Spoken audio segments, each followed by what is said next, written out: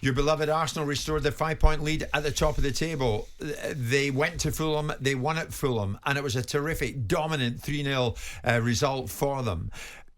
Interestingly, I'll come to you, Martin, but interestingly, Mikel Arteta, in my view, Martin, I think they're sailing towards it now. Should they fear City? Maybe not. The way they're playing. Arteta, meantime, no way will he get carried away. Obviously, it was a really tricky game after coming back from Europe. Not much recovery, 2 o'clock against a really tough opponent in a very difficult stadium. But I think we deserve to win. I think we were dominant, we were convincing, we took our chances and scored some beautiful goals.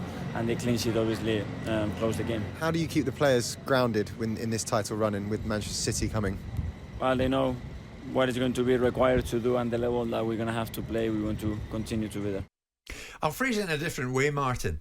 When you look at it, 5 successive league wins since that defeat at the hands of Manchester City. Simon, you and I were there at that. Have Arsenal got anything left to prove regards their title credentials and title mentality? Jim, it's not about what you prove, it's what you do each weekend. And what I saw yesterday was probably the most comprehensive victory I've seen in an Arsenal team all season against a very good Fulham team. We've been giving them a lot of praise, Fulham, in how well they've done this season. I know Paulinho wasn't available for Fulham, but Arsenal was so slick with their movement, with their passing. Trossard is intelligence, Jim. Never gives the ball away. 3 assists yesterday, setting a record. You know, these are derby games, by the way. You know, we now have seven London clubs, Jim. 12. So there's 12 derby games that you're playing each season. And when your local rivals, they want to knock that smile off your face. They get fed up listening to the stories about Arsenal. Fulham weren't even in this game. Arsenal completely, it was 3-0 up at half time, should have been 6 or 7. Yeah. Fantastic. I mean, 23 passes for the second goal accounted. You're not getting the analysis on the telly now, so I'm giving you it here. But it was really impressive, and I think that would be the performance that Man City would look at more than any other. They'd have sat and watched that game and thought, wow, this is an Arsenal team. Hunger, energy. It must be reminding City of how they used to look 5 or 6 years ago. But they're the governors, they're the ones, they're the boss, they're the one with the trophy, the belt around their waist. And Arsenal will have to go like this, Jim, to the end of the season. 11 games to go. Sporting on Thursday. There'll be a number of changes. But when that 11 comes back together, Gabriel now, Jesus off the bench, looked very impressive. I don't know if he's going to get back in the team, such as the standard of the players right now. But you're absolutely right, Martin, to mention Trossard. I mean, does that January signing not show that January is no dead month when it comes to transfers? That you can indeed go out there, pick up somebody who can make a significant difference to you? Well, I mean, he was having probably his best ever season at Brighton, and he went and played centre forward, and then he fell out with Deserve. They brought young Ferguson in. Ironically, it was in a game against Arsenal that he got taken off and Ferguson came on and scored, and Arsenal obviously saw something there and went after him, and I think he's been a really good acquisition. Great bit of business, can play anywhere across the front. You could even play him fullback, Jim, but it's his football intelligence and how quickly...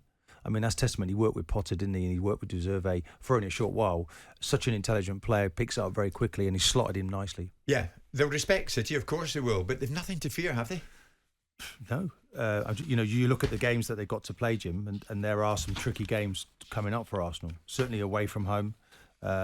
They've got Liverpool away, West Ham away, Man City away, Newcastle away, and Forest as well. So there's a lot of football to play, Jim, but... Next up, Palace in the league. Won't be easy. Another derby game where they're difficult to crack. It's a difficult...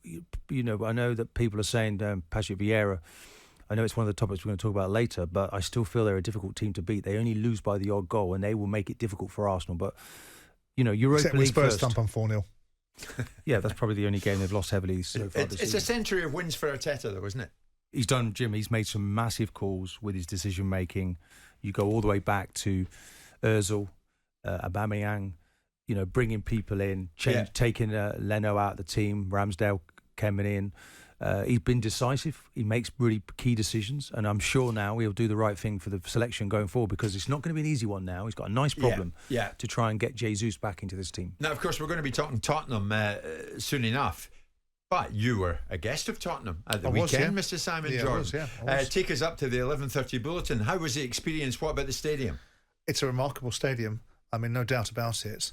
I mean, I went there because a friend of mine is a Nottingham Forest fan. He wanted to go and see Nottingham Forest for Tottenham. I had no skin in the game. Just asked Daniel if we could come, and he was kind enough to say yes. And into the boardroom we went, which is not what I wanted to do, but it was nice to see Daniel.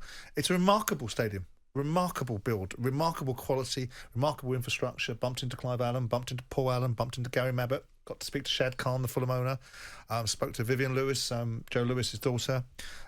Interesting. Got to see the Not Forest guys because I like Nottingham Forest as a club. It's when you go into those sort of boardrooms. I mean, don't forget, I'm not really much of a boardroom person. Didn't like it anyway. Were you wearing a tie? Do you know I did wear a tie? Oh, you did? I did wear a tie, and even Daniel said, "What's happened to you?" I said, "Well, what's happened to you? You told me I didn't have to wear one, so now I don't have to wear one. Now I'm going to wear one." But it was. But put aside the game because it wasn't a great game. Nottingham Forest were dreadful in the first half and slightly better in the second half because Tottenham tried to help them out. But it was. You cannot, when you look at stadiums and you look at the stadiums that I was involved in, you look at the way they've evolved from the Emirates to this is on a different level. I mean, I went to the Emirates the other day, impressed because I've been there before, but impressed. But this stadium is something different. Sounds like he was just socialising and almost like an architect, wasn't he? Stadium gazing. No, I wasn't. So, the problem is, Martin. Give us a bit of detail of the game. But the problem is, Martin, right? In order to go to these games and park, right, you've got to get there at 1 o'clock, which is the last thing I want to do. So I've had to leave where I live at 11 o'clock to get there at 1 o'clock. Hang around for 2 hours. Spurs said to me, "Would you like to go down to the Spurs Museum?" I said, "No, bleeding wouldn't. Thanks very much. Thanks very much." So I wandered around, saw a few people that I knew. You met the great and the good at Tottenham, and you had lengthy chats with many of them. Did any of them want to chat to you when you look back in it? Did any of them get a choice? And what I found myself doing was I used to be one of those sort of people who didn't want to talk to anybody, and now I've suddenly become this affable, good-natured, how are you, feigning interest and interested in their private lives and wishing their team well. What's happened to me? I know. Too much time with player welfare. That's what I know. Jim White and Simon Jordan. Monday to Friday mornings from 10 on AM, on DAB, via the talkSPORT app and on your smart speaker.